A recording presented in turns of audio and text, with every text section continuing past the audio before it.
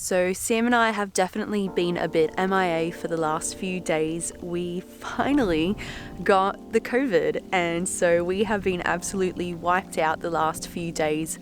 But of course the animals on the homestead definitely don't understand sickness or when their humans need to just stop for a while. So of course the day that we got it, our sheep got out about 7 times because they decided they needed more grass even though they had plenty.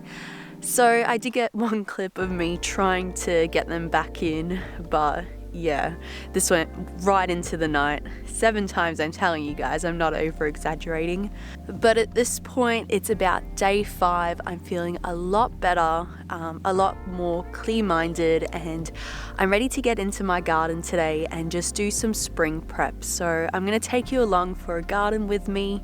I'm going to take you for the day. We're going to fluff up the garden beds to aerate the soil and make sure that there's plenty of room to wiggle around for all of the worms and the creatures in there. We're going to add some nice fresh compost, which Sam was kind enough to get for me the other day. And wow, this was actually last week when he was feeling better. But we're going to spread some of this beautiful, rich, black soil full of new life. It's always good at the beginning of a spring season or before you're going to plant into your garden again to just replenish the nutrients that it has been using up. And my garden beds have been working really hard, so I've noticed, especially during this autumn and winter time, very little has actually been successfully growing. I've lost more plants than I have successfully harvested. So I'm keen to just give my garden a bit of a break for the next month or so for springtime, replenish all of its nutrients with compost, with sheep manure, some dolomite and some potash, and hopefully it'll be ready to go for spring and summertime. So I have gone ahead and I have raked away a lot of the wood chips from my garden beds. The intention of doing this is to be able to bring the new compost directly in contact with the old soil. If I put it straight on top of the wood chips, a lot of them haven't broken down yet, and so it's just going to leach away nitrogen from the new compost as opposed to add that beneficial nitrogen back in. So I'm raking away the wood chips on top, adding in the new compost, and then putting in some wood chips on top of that. Now, as I mentioned, the first thing I'm going to do to my garden beds today is I'm going to aerate the soil. The reason I aerate my soil, and this is going to go against every no-dig gardener's wishes, but the reason I aerate my soil is I'm allowing the water to be able to penetrate deeper into the soil. This is a beginning garden, so it hasn't established itself enough to be able to do all those things for itself. It doesn't have enough worms or microbial power underneath the soil to aerate it on its own, so it's still relying on me, especially because we have dogs, sheep, chickens, wombats, kangaroos, and whatever other kind of wildlife coming through our garden and stomping down on it, so therefore compacting it. And at the end of a season, probably because the plants have taken up a lot from the soil too, it just needs it. It gets really, really dense and not very fluffy, and it's hard to grow in. So by aerating it, I'm allowing the soil to breathe and everything below it as well. I'm allowing that water to penetrate so that it's not so waterlogged. It can move around more freely. And then I can add my new compost and fresh material on top, which is going to build the soil health over time and also allow me to have a nice fluffy medium to plant into come spring and summertime. Wood chips do take a lot longer to break down. The rains have been really helpful in this, but they are a slow process. We have been experimenting with putting them into our garden pathways to break down first before putting them into our garden beds. And that's been working a lot better, but it's still a work in progress. You definitely do need to add some fresh new compost or soil every time you go to plant though, to ensure that there's plenty of nutrients in that soil.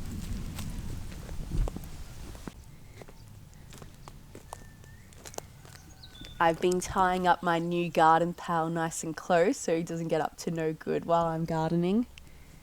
Hey mate, Yeah.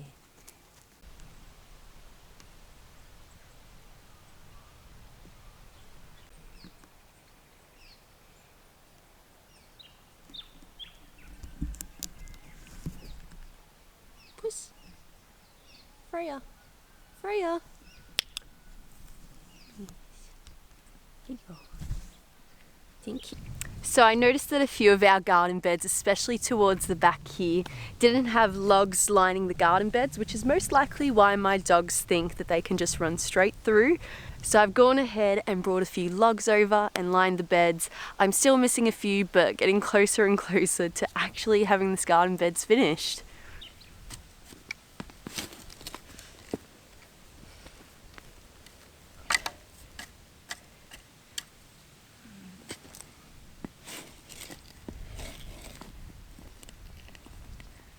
Oops.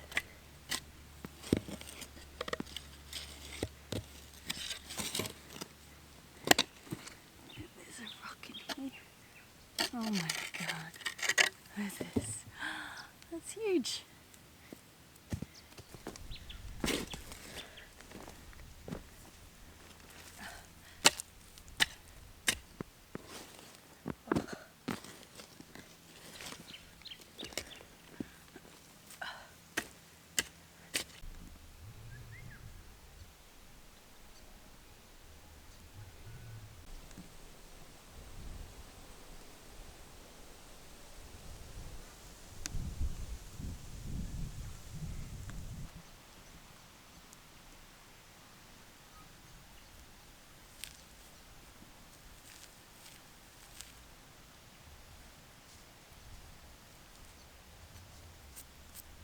Now you might be similar to me and wondering what kind of amendments you need to add into your soil and how can you do this as affordably as possible, because the last thing I want to do as a sustainable gardener is to go out into the shops and buy things to bring in.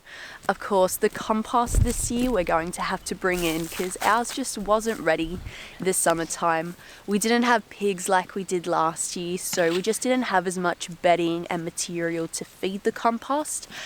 So it's been a little bit slower going, which is fine. Hopefully it'll be ready for summertime. For now though, we've had to bring in some reinforcements, but along with that, I'm going to amend my soil with the 3 most important ingredients for a garden, and that is nitrogen, potassium, and phosphorus. Nitrogen is a pretty self-explanatory one, and I think most of us are pretty confident with it. This mainly comes from manure, from an animal. It can also come from anything that's green and living. So your grass clippings, when you first mow your grass, can be used as a nitrogen source. There is so many other things. You can use coffee grounds as well, although they tend to be a little bit acidic, which you might have to balance, but that's fine because I'm going to give you the other 2 minerals as well and how you can easily find them. So the next one is, and I always get these 2 mixed up together, so I will correct myself if I need to. Okay, so I looked it up. Potassium is the one that's really good to strengthen plants. That's the one that comes from potash. And so a way for us to remember that potassium comes from potash is the pot part of the word. So that's from the wood ash. Adding that to your plants is just going to give them more nutrition to make them stronger. And then phosphorus is the one that comes from the dolomite and the lime. And that's really good for the root growth. It's really good for when your plants are getting close to maturity to help them fruit better. So it's a good one to add on root vegetables, as well as adding to your plants when they're almost ready to harvest. Phosphorus is the next essential mineral that a garden needs, and phosphorus comes from wood ash. Wood ash is the remains of having a fire, whether you have one inside or outside. They say that it's better to have an outside fire to get your phosphorus or wood ash from. So We tend to bring a lot of outside sticks into our own fireplace inside, but the reason they say it's better to have an outside fire is because it burns a little bit slower, so it's more likely to have a lot of nutrients and those trace minerals left in the ash, as opposed to a home fire. But I think it's still going to work. So phosphorus is really good for adding calcium. It's also really good for root development. So on plants like carrots, garlics, and even potatoes that are developing their roots rather than the leaves on top, especially towards the end of their season, you want to be adding more wood ash to encourage that growth. Nitrogen is going to be better for really hungry plants like tomatoes and corns, pumpkins. They're also really good for leafy greens, so things like broccoli and cabbage and lettuce. Anything that you see growing on top and that being your harvest, you want to know that you're adding lots of nitrogen to make that happen. Anything that's happening below the soil, you want to be adding your phosphorus or your wood ash. And then the last one is potassium, and potassium comes from, usually it's garden lime, but I haven't really seen garden lime in my stores, or I haven't really been looking for it, I'll be honest. I recently found out though that dolomite, which is one of the essential minerals that we give to our sheep for their health, can actually be used as lime in the garden as well. Either way, having all three essential minerals in your garden beds is only going to be beneficial to your plants. Of course, you want to increase one of these depending on what you're growing, but other than that, having all three is only going to make things grow better because all plants need something good to eat. And in our garden beds, we do a lot of crop rotations. We also do companion planting, and we plant a lot of things together. So by having all three minerals available, the plants can claim what they need and leave what they don't for the next lot.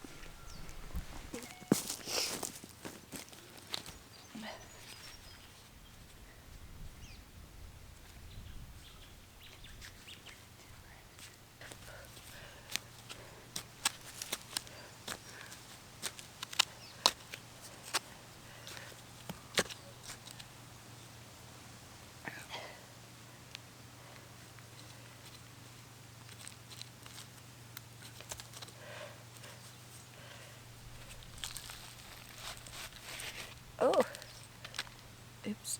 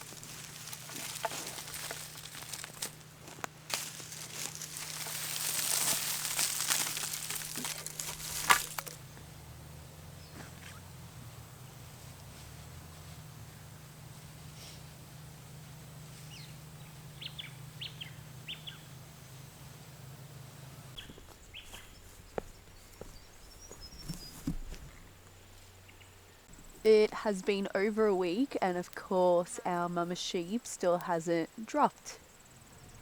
Ode is keeping us on our toes. Aren't ya? Yeah. Yes, you can be in the shot too. Hi, sheep sheep. No? Okay. Nah.